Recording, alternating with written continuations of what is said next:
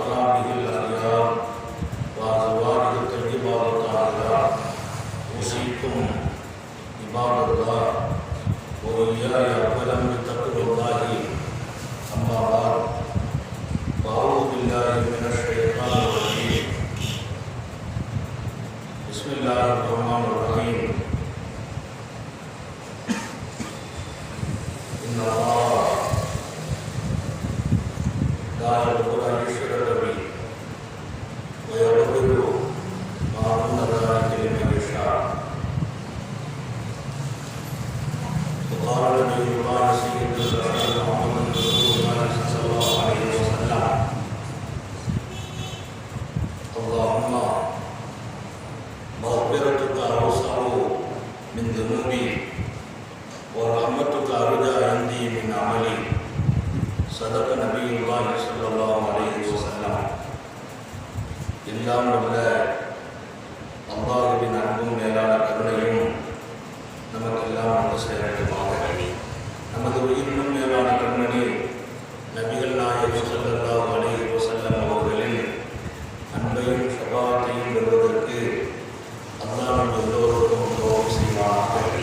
வல்ல ரஹ்மான் நமக்கும் நம்முடைய பெற்றோர் மனைவி மக்கள் குடும்பத்தார் யாவருக்கும் உயிருள்ள வரையிலும் உடல் சுகத்தை நசீபாக்கி தருவானாக. மருத்துவமனை கஷ்டம் அதன் சிரமம் செலவுகளிலிருந்து நிரந்தரமான பாதுகாப்பை அல்லாஹ் நம் எல்லோருக்கும் கொடுத்தருள் புரிவானாக. வான பூமியினுடைய ஆபத்துகளை விட்டும் முசீபத்துகளை விட்டும் கெட்ட முடிவுகளை விட்டும் நம்மையும் நம் குடும்பத்தையும் பாதுகாத்தருள் புரிவானாக. அவனுடைய படைப்புகளின் தீங்குகள் அனைத்திலிருந்தும் நம்மையும் நம் சமூகத்தையும் காத்தருள் புரிவானாக. அல்லாஹ்வின் பேரருள் அருள் வாக்கியம் நிறைந்த புனிதமான ரமலானில் உலகெங்கும் கொரோனா வைரஸினுடைய சோதனை தாக்குதல் நடந்து கொண்டிருக்கும் இந்த நிலையில் நம்முடைய அமல்களை அவனுடைய அச்சத்தால் தொய்வில்லாமல் செய்கிற ஒரு வாய்ப்பை அவன் தந்து கொண்டே இருக்க வேண்டும் என்று துஆ செய்கிறாங்க. ஒரு வகையிலே வீடுகள் எல்லாம் மஸ்ஜிதுகளாக மாறி இருக்கிறது. ஒரு மஹல்லாவிலே இருக்கிற ஒரே ஒரு பள்ளிவாசலில் நடைபெறுகிற தொழுகை இன்றைக்கு ஒவ்வொரு வீடுகளிலும் இருக்கிறவர்கள் தங்களது பிள்ளைகளை தங்களது குடும்பத்தை அவர்கள் வீட்டிலே தனக்கு பின்னால் மாமனாக ஆக்கி தொழுகை இன்றைக்கு நடைபெற்றுக் கொண்டிருப்பதை பார்க்கிறோம். ஒரு சோதனையிலும் அவனுடைய அருள் மிஞ்சியே நிற்கிறது. அவனை குறை சொல்வதற்கு ஒன்றுமே இல்லை. உலகளவில் எல்லாம் இந்த சோதனை லேசாக்கி வைப்பானாக.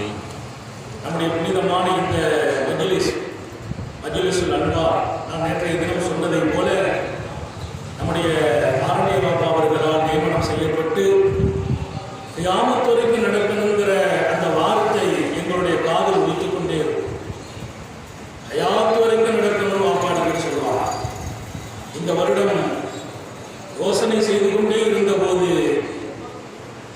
நாளை துவக்கம் செய்ய வேண்டும் என்று வந்தபோது அன்று மாலையில் அல்லாஹ் மனதில் போட்டான், இந்த நிகழ்ச்சியை நாம் எப்படியும் நடத்திவிட வேண்டும் என்று இந்த அமைப்பின் முக்கியமான பொறுப்பாளர்களிடத்திலே இஸ்லாமின் நன்மை டிஎஸ்என் அபிபுல் ரஹ்மான் போன்றவர்களிடத்தில் எல்லாம் மசூரா செய்த போது அல்ஹம்துலில்லாஹ் துவக்கி விடுவோம் என்று சொன்ன அந்த உற்சாகம் இன்றைக்கு 100,000 மக்கள் பயன்பெறுகிற நசீப் கிடைத்திருக்கிறார். நம்முடைய பகுதி நீங்கள் வந்தால் தெரியும், மக்கள் 12 வீடு வாசல்களிலே நிரம்பி இருக்கிறார்கள். அடிக்கடி தொலைபேசியில் தொடர்பு கொண்டு இந்த பக்கம் இன்னும் மைக்கத்தை அதிகப்படுத்துங்கள் என்று சொல்லுகிறேன். அதே போல லைவில் பல பேர்கள் பார்த்துக் கொண்டிருக்கிறீர்கள். அல்லாஹ் இதை கியாமத் வரைக்கும் நடக்க அவன் அருள் புரிவானாக.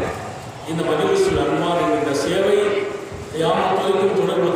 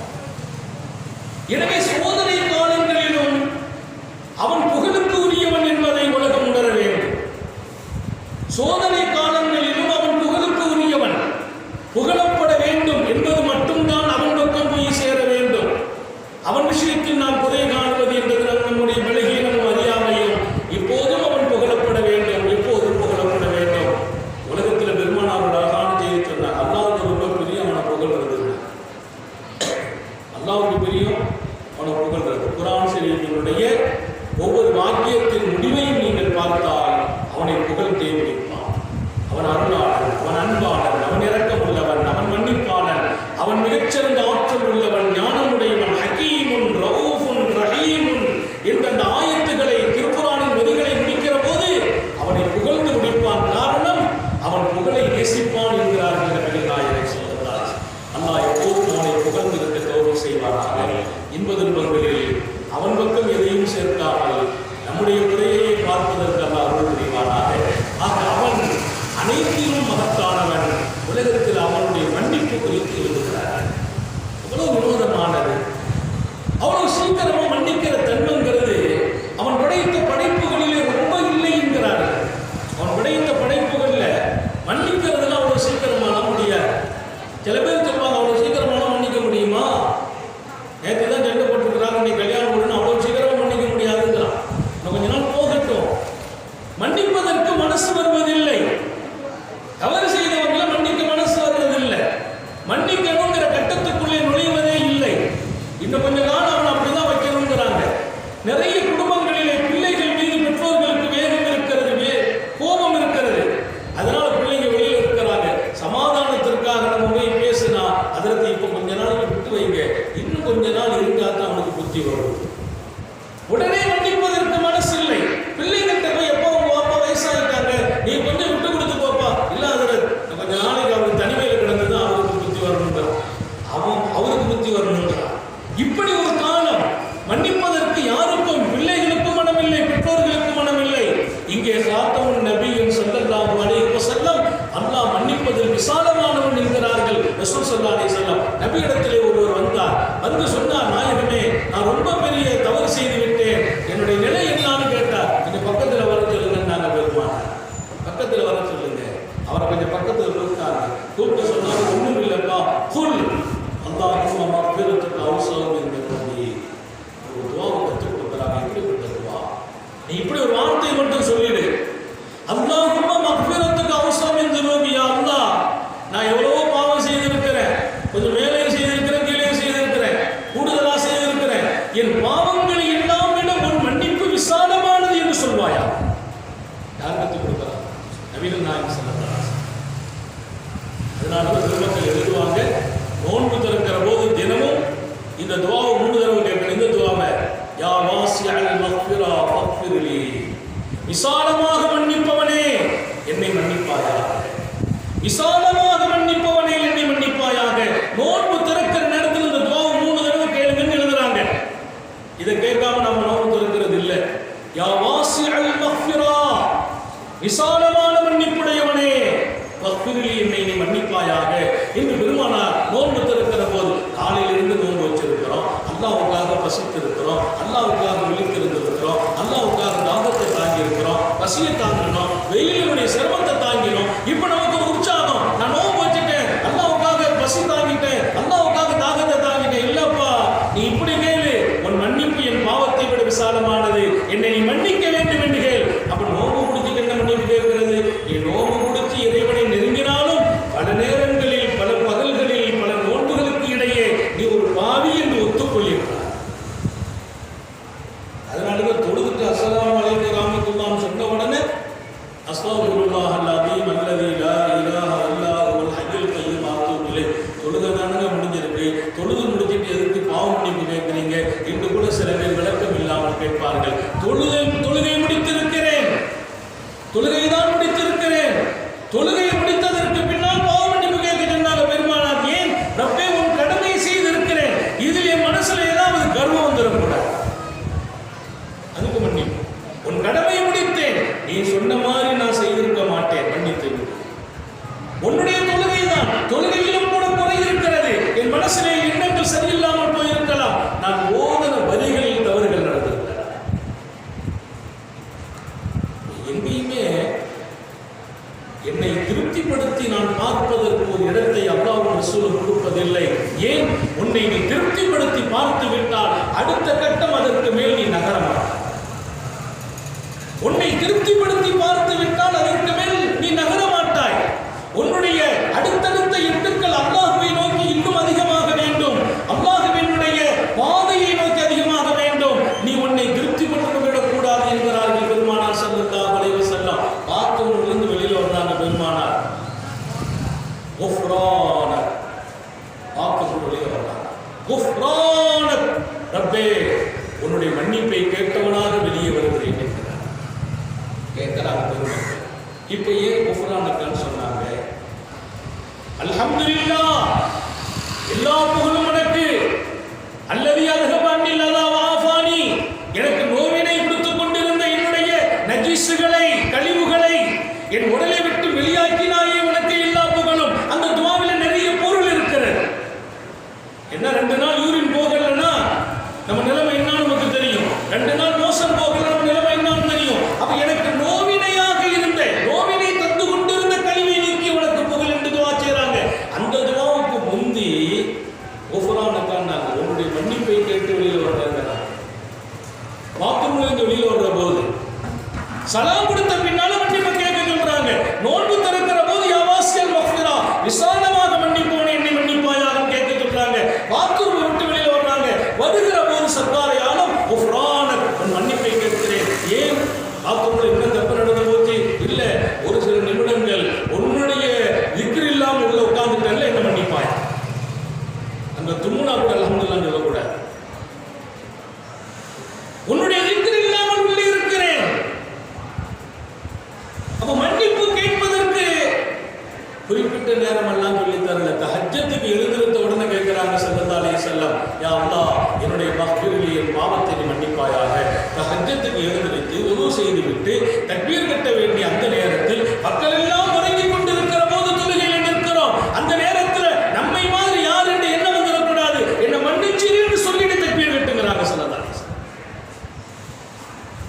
அவன் விசாலமானவன் மன்னிப்பதிலே, அவன் விசாலமான மன்னிப்புடையவன் என்பதை நோன்பு திறக்கும் போது கற்றுக் கொடுக்கிறாங்க. இப்போ அந்த சஹாபி நபித்தோடு வந்து கேட்கிறார், நான் ரொம்ப பாவம் செய்துட்டேன் நாயகமே. அல்லாஹ்வுடைய நபி கேட்கிறார், சொன்னாங்க நான் ஒரு வார்த்தை சொல்லிட்டு சொல்லுவாங்க, குல் அல்லாஹும்ம மக்ஃபிரத்துக்க அவஸஅ மின் ذنوبி, நான் என்னதான் பாவம் செய்துட்டாலும் உன்னுடைய மன்னிப்பு அதை விட விசாலமானது. அடுத்து சொன்னார், ஒரு ரஹ்மத்துக்கு அர்ஜா மின் அமலி, என்னுடைய அமலை விட நான் அப்படி தொழுதிருக்கிறேன், இப்படி செய்திருக்கிறேன், இப்படி நோன்பு வச்சிருக்கிறேன், இப்படி துவா செய்திருக்கிறேன், இவ்வளவு குர்ஆன் ஓதிருக்கிறேன், இவ்வளவு திக்ர் செய்திருக்கிறேன் என்று என் அமலை விட நான் ஆதரவு வைப்பதற்கு ரொம்ப தகுதி உன் அருள் என்று சொன்னாங்க ஸல்லல்லாஹு அலைஹி வஸல்லம். என்னுடைய அமலை விடவும் ரஹ்மத்துக அர்ஜா மின் அமலி, இன்னைக்கு நான் எதை ஆதரவு வைக்கிறது? என்னுடைய அமலையா? ஆனா சில பெரியார்கள் கேட்டாங்க, தன்னுடைய அமலை சொல்லி, நல்லா இந்த அமல் நான் செய்திருக்கிறேன், இந்த அமலின் பொருட்டால் என் காரியத்தை நிறைவேற்றி கேட்கிறான், இந்த தொழுகையின் பொருட்டால், நான் கேட்ட துஆவின் பொருட்டால், என் பெற்றோர்களுக்கு நான் செய்த உபகாரத்தின் பொருட்டால். அன்றைக்கு ஒரு நாள் ஒரு பெண்மணி என்னை, ஒரு பெண்மணியோடு நான் தவறு செய்ய முனைந்த போது உன்னுடைய அச்சம் வந்தது, அதை விட்டு விலகினேன், அதன் பொருட்டால் என்றெல்லாம் துஆ செய்த செய்திகள் ஹதீஸ்ல இருக்குது. அமல்களை சொல்லி காட்டி அல்லாட்ட தேவைகளை கேட்கிறாங்க. இப்போ பெருமானார் கற்றுக் கொடுக்கிறாங்க, நான் உன்னிடத்தில் கேட்பதற்கு ரஹ்மத்துக அர்ஜா மின் அமலி, உன்னுடைய அருள் என்னுடைய அமலை விடவும் எனக்கு ஆதரவாக இருக்கிறது. என் அமல்ல நான் ஆதரவு வைக்கல, உன் அருள் ஆதரவு வைக்கிறேன். இந்த 2 மட்டும் சொல்லிடு. எவ்வளவு பாவம் இருக்கிற? இந்த 2ஐயும் நீ அல்லாட்ட கேளு. மக்ஃபிரத்துக அவ்ஸா, மக்ஃபிரத்துக அவ்ஸா மின் ذنوبி, உன் மன்னிப்பு என் பாவத்தை விடவும் விசாலமானதும் உயர்வானதும். உன்னுடைய அருள் என் அமலை விட நான் ஆதரவு வைக்கிறேன். நான் அந்த மாதிரி தொழுதேன், அதனால என்ன நீ நல்ல நிலையில் ஆக்கு அப்படின்னு என் அமலை சொல்லி நான் கேட்கறதுக்கு இல்லை. என் அமலை விடவும் உன் அருள் மகத்தானது, உன் அருளை எனக்கு கொடுன்னு நான் கேட்கிறேன், அதை ஆதரவு வைக்கிறேன்னு சொல்லி சொல்லிட்டாரு. சொன்ன உடனே சொன்னாங்களா, ஹோம் எழுந்துருச்சு போ. அப்பா உடனே மன்னிச்சுட்டான், இப்போதே மன்னிச்சுட்டான். இந்த வார்த்தை நீ சொன்ன போது அவன் மன்னிக்கிறான். பெருமானார் ஸல்லல்லாஹு அலைஹி வஸல்லம் சொல்லுவாங்க, அடியார்கள் தவறு செய்துட்டு மன்னிப்பு கேட்டுட்டாங்கன்னா அல்லாஹ் ரொம்ப மகிழ்ச்சியாகி விடுகிறான் என்றார்கள். அவனுக்கு சந்தோஷமாயிடுமா, என் அடியான் கிட்ட வந்துட்டானே. வீட்டை விட்டு அப்பா அம்மா விட்டு வெளியில போயிட்டு வேண்டாம் வேண்டாம், நீ ஒன்றும் வேண்டாம், குடும்பம் வேண்டாம், வீடு வேண்டாம்னு போயிட்டு திரும்ப ஓடி வந்துட்டா பெற்றோர்கள் என்னதான் இருந்தாலும் தாய் அணைச்சிக்கிடுவா, உள்ள வந்துட்டானே. சர்க்கார் ஆலம் சொல்கிறார்கள் ஸல்லல்லாஹு அலைஹி வஸல்லம், நீ மன்னிப்பு கேட்டாலே போதும், நீ 2வது தப்பு பண்ண போறேன்னு அல்லாஹ்வுக்கு தெரியத்தான் செய்யும். நீ மன்னிப்பு கேட்டாலும் சொல்லிருக்க மாட்டான், திரும்ப ஒரு தப்பு பண்ணதான் செய்வான் என்று அவனுக்கு தெரியும். ஆனா நீ மன்னிப்பு கேட்டா அவன் சந்தோஷப்படுறான். நாங்கள் ஸல்லல்லாஹு அலைஹி வஸல்லம், ஏன்? அவனுடைய தன்மை அது. அதனாலதான் ஒரு சுமி காபத்துள்ளால கேட்டாங்களா, இஸ்மத்தம் மினல் ذنوب யா அல்லாஹ், சொல்லுச்சு, என் வாழ்க்கைக்கு ஒரு வரம் வேண்டும், மௌத்து வரைக்கும் நான் பாவம் செய்யக்கூடாது. அல்லாஹ் சொன்னா அந்த வரம் கேட்காதீங்க, யாருக்கும் கொடுக்கறது இல்லை, நான் மன்னிப்பதில் சந்தோஷம் அடைகிறேன், நான் மன்னிப்பதிலே சந்தோஷம் அடைகிறேன். என் அடியான் அப்பவும் சில தவறு செய்வான், அவனுடைய உணர்ச்சிகளால் உணர்வுகளால் மனிதன் என்ற தன்மையால் சில தவறு செய்வான். அப்ப அவன் என்கிட்ட வரணும், நான் மன்னிக்கணும். அதனால் நீங்க இந்த வரம் கேட்க வேண்டாம் என்றான் அல்லாஹ் அந்த சூஃபியை வரலாறு சொல்லி காட்டும். அவன் மன்னிப்பதில் அத்தனை விசாலமானவன். பெருமானார் ஸல்லல்லாஹு அலைஹி வஸல்லம் ஒரு அழகான செய்தி, வரலாற்றின் பின்னணியில் பனு இஸ்ராயீல 2 பேர் இருந்தார்கள். பனு இஸ்ராயீல 2 பேர் இருந்தார்கள். 2 பேருக்குள்ள முத்தஹாபைன்னு இருக்கிறாங்க. ஒருத்தருக்கு மேல ஒருத்தர் அவ்வளவு அன்பும் ஆதரவும் உள்ளவர்கள். 2 பேரும் நேசர்கள். ஒன்னாட்டே இருப்பாங்க, ஒன்னாட்டே வாழ்வாங்க, ஒன்னாட்டே போவாங்க. இதுல ஒருத்தர் பெரிய ஆபிதானா, பெரிய வணக்கசாலி, எப்பவும் இதே தியானத்தில் இருக்கிற, இன்னொருத்தருக்கான முதலிவா எப்பவும் பாவம் செய்ய ஆரம்பிச்சார். அது எப்படிங்க? நட்புக்குன்னு ஒரு தன்மை இருக்குது. இவர் நல்லா வணங்குறாருன்னா இவர் கூட அவர் சேர்ந்து அவர் வணங்க ஆரம்பிச்சிடணும், அது இவர் கூட அவர் சேர்ந்து அவரு சேர்ந்து பாவம் செய்ய ஆரம்பிச்சிடணும். ஆனால் இது வித்தியாசமா இருந்துச்சு. 2 பேரும் நண்பர்களாக வளர்ந்து வாழ்ந்து நட்பு தொடர்ந்த காலத்தில் இவர்கிட்ட பெரிய தியானம் ஏற்பட்டுச்சு, அவர்கிட்ட தவறு ஏற்பட்டுச்சு. அப்போ இவர் அடிக்கடி சொல்வாரா, தம்பி அப்படி செய்யாதவா, அஃபசீர் பாவத்தை குறைச்சிக்கா செய்யாது. அவர் ஒன்றும் கண்டுகிட மாட்டார், போயிடுவார். ஒரு நாள் ஒரு பெரிய தவறு பண்றார், தன் நண்பன் ஒரு பெரிய தவறு செய்கிறான். அப்படி செய்த போது சொன்னார், அக்ஸரனை குறைத்து விடு, இனிமேலும் நீங்க தவறு செய்ய வேண்டாம் என்று கொஞ்சம் கோபமா சொன்ன போது அவர் கேட்டார், அபு இஸ்கஃபியா அகீபா, என்ன கண்காணிக்கிறதுக்கு அல்லாஹ் அவன் அனுப்பி வைத்தார். அன்புதான்.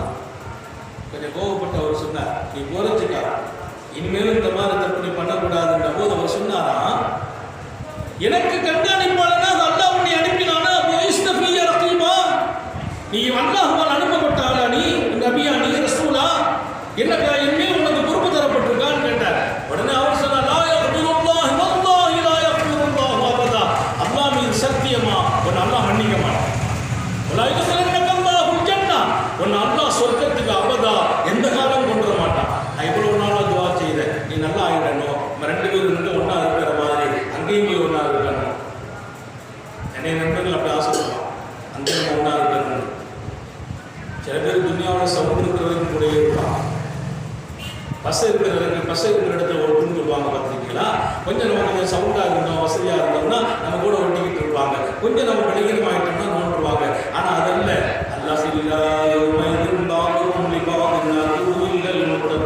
நண்பர்களாக இங்கே இருந்த பல பேர்கள் அங்கே எதிரிகளாக மாறுவார்கள். அல்லாஹ் சொன்னான், இந்த உலகத்திலே நண்பர்கள், இவர் இல்லைன்னா அவர் இல்லை, இவரை பார்த்தா அவரை பார்க்கலாம், இவர் போனா அவர் போவார், 2 பேரும் ஒன்னாட்டே போவாங்க, ஒன்னாட்டே வருவாங்க. ஆனால் அங்கே எதிரிகளாக இருப்பார்கள். இல்ல முத்தகீன், அல்லாஹ்வின் அச்சம் உள்ளவர்களாக, அவருடைய தொடர்புடையவர்களாக வாழ்ந்தவர்கள் அங்கேயும் நண்பர்களாக இருப்பார். அல்லாஹ் நம்மை அங்கேயும் நம்ம நட்பை தொடர செய்வார். அவர் சொன்னாரு, நீ எப்படியாவது திரும்பி இங்க நம்ம நண்பர்களாக இருந்த மாதிரி அங்கேயும் சொந்தத்தில் ஒன்றா நான் நினைச்சேன், ரொம்ப ஆசைப்பட்டேன், நிறைய துவா செய்தேன், நீ ரொம்ப வரம்பு மீறிட்ட.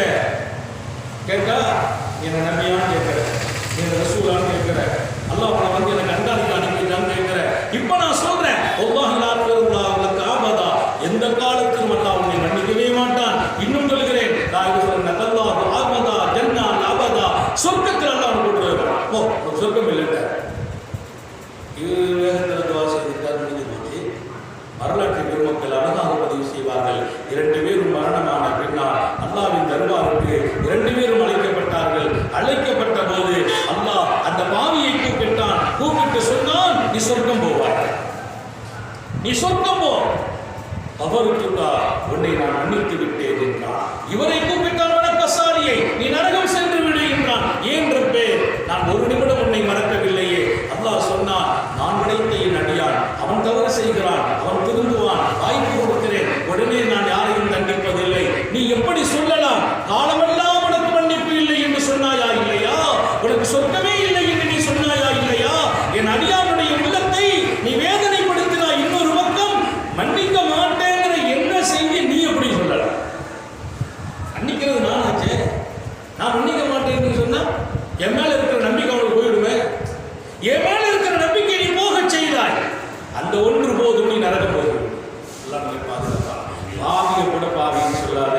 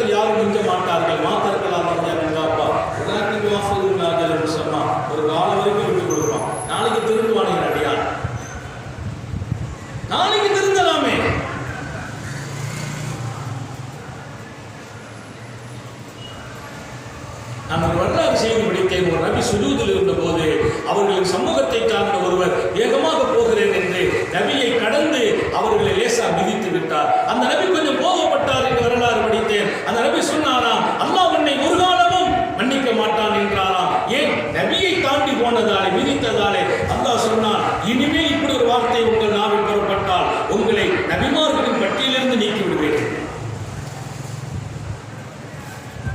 இப்படி ஒரு வார்த்தை நீங்கள் சொன்னால்,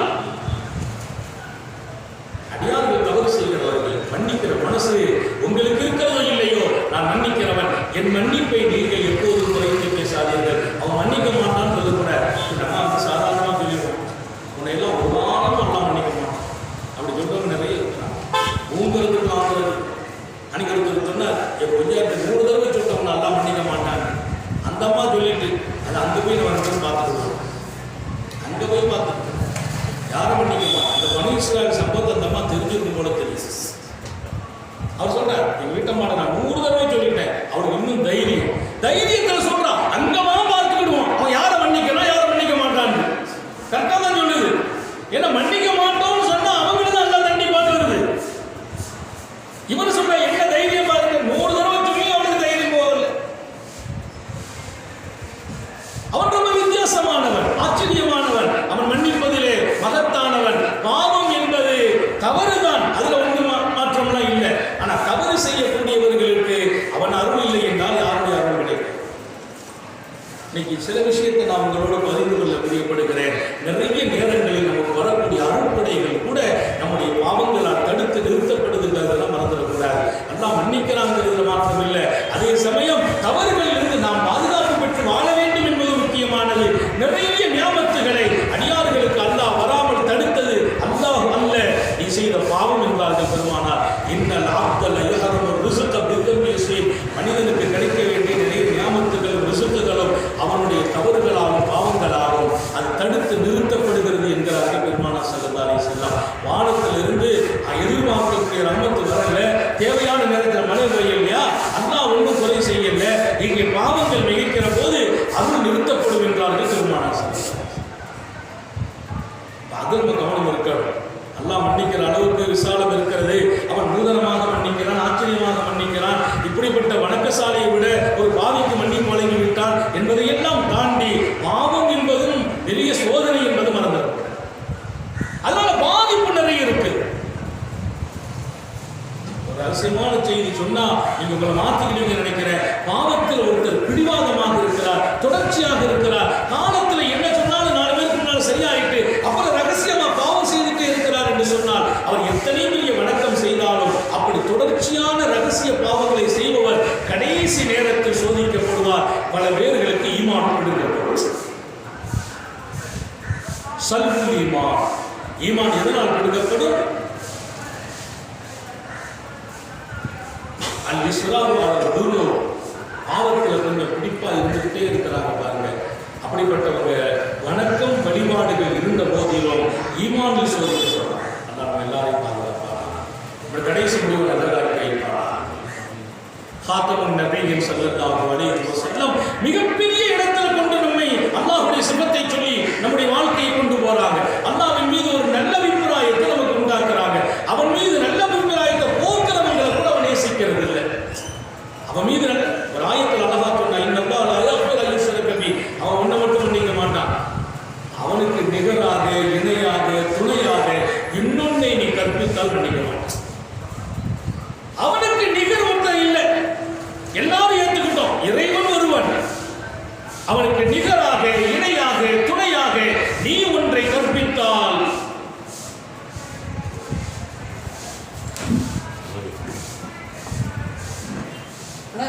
அவனுக்கு நிகராக இணையாக துணையாக நீ ஒன்றை கற்பித்தால் அவன் மன்னிக்க மாட்டான்.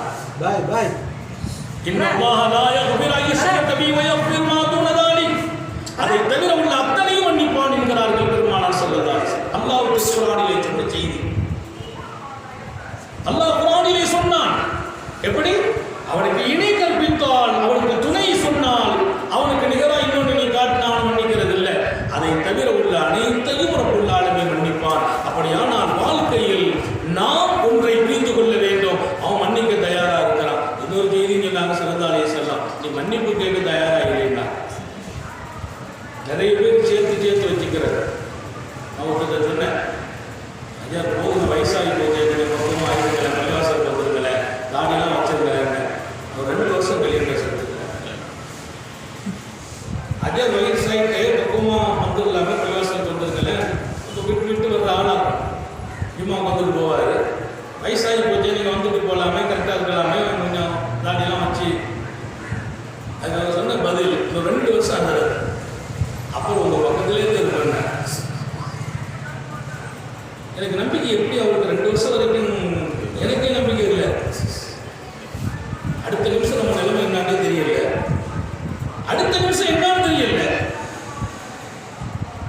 இன்றைக்கு மனிதனுடைய வாழ்க்கை எவ்வளவு குறுகிய காலம் என்பதை நாட்டிலே இன்றைக்கு அச்சுறுத்தலாக இருக்கிற கொரோனா வைரஸ் நம்மைக்கு உணர்த்தி கொண்டிருக்கிறது.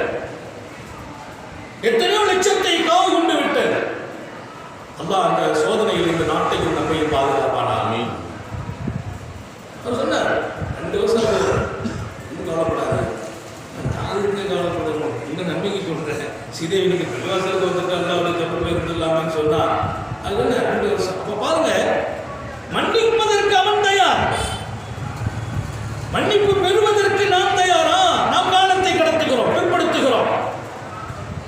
சில சின்ன காரியங்களை வைத்து அல்லாஹ் தஆலா விசேஷமாக நம்மை உயர்த்தி விடுகிறான். அதை நம்ம மறந்துடக்கூடாது. தவறுகள் நடக்கிற போது கூட நன்மைகளை எச்சரிக்கையாக இருக்கணும். நாங்கள் ஸல்லல்லாஹு அலைஹி வஸல்லம் தப்பு நடக்குதுன்னா அது உன்னுடைய சக்திக்கு மீறி நடக்குது. சில பேர் சொன்னாங்க என்னால் கட்டுப்படுத்த முடியல, நன்மை செய்துட்டே இருந்தாங்க. நிறைய பேர் தப்பு செய்கிற காலத்தில் நன்மை செய்யறது இல்லை. என்ன பல்வா சொல்லுவாங்களே, அது சுத்தமாக இல்லைங்கிறார், சுத்தமாக இல்லைங்கிறார், பள்ளிவாசல் கூப்பிட்டா சுத்தமாக இல்லைங்கிறார். இப்போ நம்ம உங்க பக்கத்துல நிக்கிறதுக்கு நான் தகுதியை பெறல, எப்போ பெறுறது? தவறு செய்கிறவர்களுடைய மனோநிலை இப்படி இருக்குது. நாம நன்மை செய்ய லாய்க்கு இல்லாத ஆள் உண்டு, அது மோசமானது. தவறு செய்கிறவங்க மதுவுல பிரியர்கள் சில பேர் இருக்கிறாங்க, காமத்திற்கு அடிமை பல பேர் இருக்கிறாங்க. ஒரு காலத்துல எல்லாம் சில விஷயங்களை வந்து அங்கி ஒங்கி செய்த செயல்கள், இன்னைக்கு அதெல்லாம் பப்ளிக்ல நடக்குது.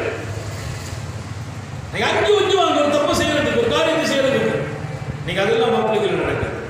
அன்னைக்கு பாவம் செய்யறதுக்கான வாய்ப்புகள் கிடையாது. இன்றைக்கெல்லாம் பார்க்கும் இடமெல்லாம் பாவங்களுக்கான வாய்ப்புகள் இருக்கு. காம சிந்தனைகள் மிகைத்திருக்கிறது. சிறுவர்கள் பாதிக்கப்படுகிறார்கள், முதியவர்கள் பாதிக்கப்படுகிறார்கள். கையிலே இருக்கக்கூடிய ஒரு செல்போன், அதற்குள் எல்லா வகையான காம சிந்தனைகளையும் தருகிற செய்திகள் நிரம்ப இடம் பிடித்திருக்கிறது. தவறு செய்வதற்கு புதுசாக வழி தேவையில்லை. வீட்டில இருந்து இல்லாத தப்பு செய்கிற அளவுக்குள்ள காலங்கள், 5 வாழ்ந்த காலங்கள் போக சில விஷயத்தில் ஒரு காலம்லாம் இருந்துச்சு. பாப்பா அம்மா இருந்தா உள்ளாடை எடுத்து அங்கிருந்து போட மாட்டான். அப்படியே காலம் மாறி போய் இன்றைக்கு பகிரங்கமான முறையில் பெற்றோர்கள் பிள்ளைகள் எல்லாம் ஆபாச காட்சிகளை கூடியிருந்து காணும் நிலைகள் உருவாகின்றன. அல்லாஹ் நம்மை மன்னிப்பான். ஆக தவறு செய்யக்கூடியவர்கள் தங்களை பக்குவப்படுத்த வேண்டும் என்பதோடு முக்கியமான ஒரு செய்தியை சொல்கிறார்கள். நீ நன்மை செய்வதை விடாதே. பாவத்தை விட முடியல, மதுவை விட முடியல, தப்பான சூழலை விட முடியல, கொடுக்கல் வாங்கல நேர்மையாக நடக்க முடியல, மனித உரிமை மீறுதல் விட முடியல. அப்படிங்கிறதுனால நன்மையே செய்யாம இருக்கிறதா? நன்மைக்கு வந்துகிட்டே இரு. இந்த நன்மை சில நேரங்களில் அந்த தப்பலை விட்டு உன்னை பாதுகாத்து. தொழுகை உங்ககிட்ட இருக்கிற மானக்கேடான காரியத்தை விட்டு உன்னை தூரமாகும் நல்லா சொல்லலாம். அப்படின்னா என்ன? மானக்கேடான காரியம் நடந்துட்டு தான் இருக்குது, அப்பவும் நீ தொழுதுட்டே இரு. இந்த தொழுகை அதை தடுக்கலாங்கிறான். நிறைய பேர் எப்படி இப்ப நம்ம தொழுகைக்கெல்லாம் வரதுக்கான ஆள் இல்லைங்க, உங்க பக்கத்தில் நிற்கிறவங்களுக்கு தகுதி இல்லை, பள்ளிவாசலுக்கு வரதுக்கு தகுதி இல்லை, தான் செய்யக்கூடிய தவறு அவரை நன்மை செய்ய விடாமல் தடுக்கிறது. அந்த நிலைமையில் மரணம் வந்தால் அது ரொம்ப ஆபத்தான, அது ரொம்ப கவனம் வைக்க. ஒரு செய்தி சொல்லி நான் நிறைவுபடுத்தினால் பொருத்தமாக இருக்கும். ஒரு பெரிய ஞானியை பற்றி படித்தேன். அவர் பக்கத்தில் குடியிருந்தவர் எப்பவும் முதுமையோடு மது தெரிய பாவத்துக்கு அடிமை. இவங்க ஒரு பெரிய சூழ். அவர் தன்னை திருத்திக்கிற முடியலை. எப்பவும் ராத்திரி வந்து சத்தம் போட்டு இருப்பார். இரவுகளும் கொஞ்சம் சத்தமா இருக்கும். ஏன்னா அவர் மதுவுக்கு அடிமைப்பட்டதாலே அந்த நிலையை இரவில் பார்க்க முடியும். சில பாவங்களை பகிரங்கமாக செய்வார். அந்த நிலைமையில் அவருக்கு மரணமும் வந்து முடிந்தது. அவர் மரணம் அடைந்த போது அந்த குடும்பத்தார்கள் எல்லாம் நேராக இந்த சூஃபியுடைய வீட்டுக்கு வந்து சொன்னாங்க, அப்பா நீங்க பெரியவங்க, அல்லாவுடைய தொடர்பு இருக்கிறீங்க, இளவரசு அவர் தப்பு தவறுலையும் மௌத்தா போயிட்டாரு, நீங்க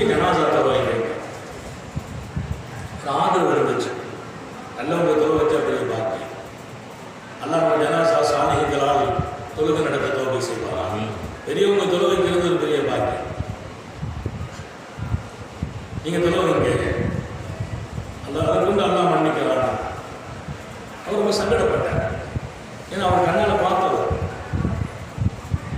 அவர் அருகாமையில் எப்படி இருந்தவர், அவருடைய தீய நடவடிக்கைகளை பார்த்திருக்கிறார். எந்த நேரத்தில் போதையிலே வாழ்ந்ததை பார்த்திருக்கிறார். இறை நினைவே இல்லாமல் வாழ்ந்ததை பார்த்திருக்கிறார். அவருக்கு மனசு கேட்கல. அவர் சொன்னார், தயவு செய்து என்னை கூப்பிடாதீங்க, இவ்வளவு கேவலமாக வாழ்ந்தது அல்லாஹ்வை நினைக்காம மௌத்தானவருக்கு நான் ஜனாஸா தொலை வைக்கிறது கஷ்டமா இருக்குது. ஏன்னா அதான் வேணும்னு நான் மாட்டிக்கிறேன். மறுத்துட்டார், தொலை வைக்கல. அவங்களுக்கு ரொம்ப வருத்தமா போச்சு. இவருடைய மன்னிப்பு, இவருடைய பிரார்த்தனை வச்சாவது அல்ல ஏதாவது ஆதரவு கொடுப்பான்னு நினைச்சோமே, இவங்க மறுத்துட்டாங்க. ரொம்ப சங்கடமா போச்சு. வேறு இடத்துல தொலை வச்சாங்க, நினைக்காச்சு. இவங்க போகல. அந்த சூஃபி இரவிலே கனவு பார்க்கிறார். அந்த சூஃபி ஞானி கனவு பார்க்கிறார்.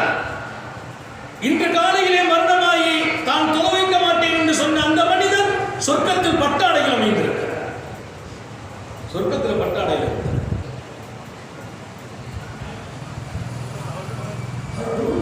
ஆச்சரியப்பட்டார். அந்த வரலாறு இப்படி இருக்கிறது. அவர் பைத்தியமே பிடிப்பதை போலிருந்தது. இந்த வரலாற்றுக்குள்ளே நான் படித்தேன். அவர் பைத்தியம் வருவதை போல் இருக்கிறது. ஏன் நம்ம தப்பு பண்ணிட்டோமோ? ஏன்னா யாருடைய வெளிரங்கத்தை வச்சு எந்த முடிவு செய்ய முடியாது. வெளிரங்கத்தை வச்சு நம்ம முடிவு செய்ய முடியாது. அந்த ரங்கத்துக்கு அவன் சொந்தக்காரன். நாம் தவறு செய்து விட்டோமோ என்று பயந்தார். ஓடி வருகிறார். எழுந்திருத்த போது அவருடைய வீட்டுக்கு வந்து நிற்கிறார். அந்த குடும்பத்தார்களிடத்தில் கேட்கிறார். அவருடைய மனைவி உள்ளே இருக்கிறாங்க. அந்த அம்மாட்ட கேட்கிறாங்க, உங்க வீட்டுக்காருக்கு ஏதாச்சும் செயல்பாடு உண்டா? நாங்கள் பார்த்த இந்த ஆபாச காட்சிகள், நாங்கள் பார்த்த அத்துமீறல்கள், போதைக்கு அடிமைப்பட்டு இருக்கிற வாழ்க்கை, அதை தாண்டி ஏதேனும் உண்டா என்று கேட்டபோது, இல்லை, நீங்கள் பார்த்த அந்த நிலையில்தான் அவர் வாழ்ந்தார். ஒரு வழக்கம் இருந்தது. என்ன வழக்கம்? வாரத்தில் ஒரு நாள் இந்த பகுதியில் இருக்கிற அனாதை குழந்தைகளை தன் வீட்டுக்கு அழைத்து வருவார். வாரத்தில் ஒரு நாள் இந்த பகுதியில் இருக்கிற அனாதை குழந்தைகள், பெற்றோர்களை இழந்த ஆதரவற்ற குழந்தைகளை அழைத்து வருவார். அந்த பிள்ளைகளுக்கு ஹசான் செய்வார், உபகாரம் செய்வார், உடைகள் கொடுப்பார், உணவுகள் கொடுப்பார், கண்ணீர் துடைப்பார், ஆறுதல் படுத்துவார். படுத்திவிட்டு சொல்வார், இந்த செயல் என்னுடைய மறுமைக்கு உதவியாக இருப்பதற்காக செய்கிறேன்.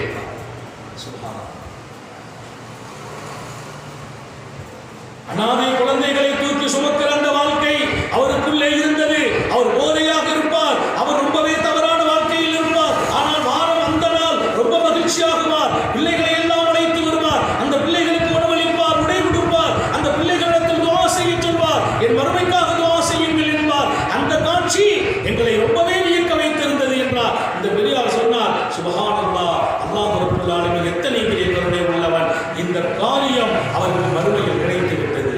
நான் பார்த்தேன், அவர் சொர்க்கத்தில் இன்பத்தோடு இருக்கிறார். காலமெல்லாம் தவறு செய்தவர். இப்போ நான் சொல்ல வந்த செய்தி, பாவம் செய்கிறோம், நம்ம தப்பு பண்றோம், நம்ம வரம்பு மீறுகிறோம், நம்ம ஆபாசத்தில் இருக்கிறோம், நம்ம போதைக்கு அடிமைப்பட்டு இருக்கிறோம். நம்ம போய் பெரியவங்க பக்கத்தில் இருக்க முடியுமா? நம்ம பள்ளிவாசலுக்கு போக தகுதி இல்லை, நம்ம நோன்பு பிடிக்க தகுதி இல்லை, நாம ஓதுறதுக்கு குர்ஆன் எடுக்க தகுதி இல்லை என்று நீங்கள் உங்களை ஆக்கிக் கொள்வீர்களே. ஆனால் அந்த மரணம் ரொம்ப ஆபத்தானது. அந்த நிலையிலும் நீங்கள் நன்மைக்கு விரைந்து வாருங்கள். அந்த தீமை எப்படியும் மறையும். இல்லை என்றால் இந்த நன்மையை கொண்டு அந்த பாவிக்கு கிடைத்த சொர்க்கம் உங்களுக்கு கிடைக்கும். அனாதை பிள்ளைகளுக்கு ஆதரவு காட்டியது மாத்திரம் அல்லாஹ் சொன்னான், அந்த காரியம் எனக்கு திருப்தி அளித்தது, நீ செய்த மொத்தத்தையும் மன்னித்தேன். ரொம்ப வினோதமானவன், ஆச்சரியமானவன், அற்புதமானவன். அவன் எப்படியெல்லாம் மன்னிப்பான், நம்முடைய கற்பனைக்கு அடங்காதவன். அத்தனை பெரிய இரக்கமுள்ள ரப்பை நான் நினைவு கூறுகிற அந்த பேரின்பத்தை பெற்றிருக்கிறேன். அல்லாஹ் எல்லாருக்கும் தௌஃபீக் செய்வானாக. பாவத்தில் இருந்து மீட்சி பெற வேண்டும். பாவத்தின் மீது ஒரு பக்கம் வெறுப்பு வர வேண்டும். நாம செய்கிற பாவங்கள் நமக்கு கிடைக்க இருக்கிற ரஹ்மத்துகளை நிறுத்துகிறது, சுகத்தை தடுக்கிறது, சோதனைகளை அதிகப்படுத்துகிறது, குடும்பத்திலே பிரச்சனைகளை ஏற்படுத்துகிறது. வரவேண்டிய அருள்கள் தாமதமாகுது. பிள்ளைக்கு வெளிநாட்டு வாய்ப்பு, அது தாமதம். நமக்கு கிடைக்க வேண்டிய ரிஸ்க் தாமதம். நம்ம எதிர்பார்த்த நியாமத்துகள் தாமதம். இதுக்கெல்லாம் அல்லாஹ்வை குறை சொல்லாதீர்கள். உங்களுக்குள் அவன் தடுத்தது இருக்கிறது என்பதை புரிந்து கொள்ளுங்கள். அப்போ நம்முடைய பாவம் பல நேரங்களில் அருள்களை தடுக்கிறது. இன்னொரு பக்கம் நாம் மன்னிப்பு கேட்கிற போதெல்லாம் தஹஜ்ஜத்திலிருந்து மன்னிப்பு கேட்க கற்றுக் கொடுக்கிறாங்க பெருமானார். தொழுகையில கற்றுக் கொடுக்கிறாங்க, நோன்பில கற்றுக் கொடுக்கிறாங்க. அவன் விசாலமானவன்கிற வார்த்தையை ஞாபகம் வையுங்கள். யா வாஸிஅல் மக்ஃபிரா ஃபக்ஃபிர்லி என்ற இந்த பிரார்த்தனையை விசாலமான மன்னிப்பாளனே என்னை மன்னிப்பாயாக என்ற துவாவை மகரிபுல நோம்பு துறக்கிறதுக்கு முந்தி 3 தடவை நம்ம சொல்லணும். அதோடு எப்போது போத வேண்டிய துவா மக்ஃபிர் அல்லாஹும்ம மக்ஃபிரத்துக்கா அவ்ஸௌ மின் துனூபி, உன்னுடைய மன்னிப்பு என் பாவத்தை விட விசாலமானது. ரஹ்மத்துக்கா அர்ஜா மின் அமலி, உன்னுடைய அருள்தான் என் அமலை விடவும் ஆதரவு வைக்கப்பட வேண்டிய தகுதியானது. என் அமலை நம்பி நான் வாழவில்லை, உன் அருளை நம்பி வாழ்கிறேன் என்ற வாழ்க்கையை பெருமானார் கற்றுக் கொடுத்ததை போல அவனிடத்தில் எப்போதும் பிரார்த்தனையாக ஆக்கி அருள் பெறுவோம். அல்லாஹ் நம்மை மன்னிக்கப்பட்ட கூட்டத்தில் ஆக்கி வைப்பானாக. அவனிடத்தில் எப்போதும் மீள்கிற வாய்ப்பை வழங்குவானாக. வித்தியாசமாக, வினோதமாக, ஆச்சரியமாக, வியக்கத்தக்க வகையில் அடியார்களை அவன் மன்னித்து அவன் நடந்து கொண்ட அந்த விதங்களை எப்போதும் ரப்புல் ஆலமீன் புரிந்து வாழ்வதற்கும் அருள் புரிவானாக. சோதனைகளில் இருந்து பாதுகாப்பானாக, நெருக்கடிகளில் இருந்து பாதுகாப்பானாக, கெட்ட மௌத்தில் இருந்து பாதுகாப்பானாக, எதிரிகளின் சூழ்ச்சிகளில் இருந்து பாதுகாப்பானாக, பொறாமைக்காரர்களை விட்டு பாதுகாப்பானாக, நாட்டிலே இருக்கிற அச்சுறுத்தலான இந்த காரியங்களை விட்டு பாதுகாப்பானாக. மிக விரைவாக மஸ்ஜிதுகளை திறக்கச் செய்வானாக. விதமான நம்முடைய ஈதை மகிழ்ச்சியோடு நாம் நடத்துவதற்கு அருள் புரிவானாக. லைலத்துல் கத்ரை அடைவதற்கு அருள் புரிவானாக. வீடுகளிலே நடைபெறுகிற வணக்கத்தையும் நமது நோன்பையும் தொழுகையையும் கொஞ்சமும் குறைவில்லாமல் பள்ளிவாசலில் அவன் கொடுக்கிற கூலியை விடவும் அவன் விசாலமானவன் என்றார்கள் பெருமானார். கொஞ்சம் அதிகமாகவே கொடுப்பானாக. நீண்ட நெடிய நாட்கள் நோய்நொடிகள் இல்லாமல் உடல் ஆரோக்கியத்தோடு மனநிறைவோடு இன்பத்தோடு அல்லாஹ்வை நின்று வணங்கி வழிபட்டு வாழும் நசீபையும் பாக்கியத்தையும் எல்லாம் வல்ல அல்லாஹ் உங்களுக்கும் எனக்கும் நம்மை ஈன்றெடுத்த தாய் தந்தையர்களுக்கும் நமது மனைவி மக்கள் உற்றார் உறவினர் யாவருக்கும் கொடுத்தருள் புரிவானாக. நாம் பெற்ற பிள்ளைகளை கண்குளிர்ச்சியாக வாழச் செய்வானாக. எங்கிருந்தாலும் பாதுகாப்பானாக. குழந்தை பாக்கியத்தோடு நபியின் சுன்னத்தை பின்பற்றி குடும்ப வாழ்க்கையை மகிழ்ச்சியாக்கி தருவானாக. நமது உயிரோடு மேலான கண்மணி சுந்தர நபிகள் ஸல்லல்லாஹு அலைஹி வஸல்லம் அவர்களை கனவிலும் நனவிலும் கண்டுகளிக்கும் பெரும் பாக்கியத்தை அல்லாஹ் நம் யாவருக்கும் கொடுத்தருள் புரிவானாக. இந்த நல்ல துஆவோடு உங்கள் எல்லோருடைய துஆவையும் ஆதரவைத்து என் வார்த்தைகளை நிறைவுபடுத்துகிறேன். வாஹிரு தஅவானா அனில் ஹம்துலில்லாஹி ரப்பில் ஆலமீன். அஸ்ஸலாமு அலைக்கும் வரஹ்மத்துல்லாஹி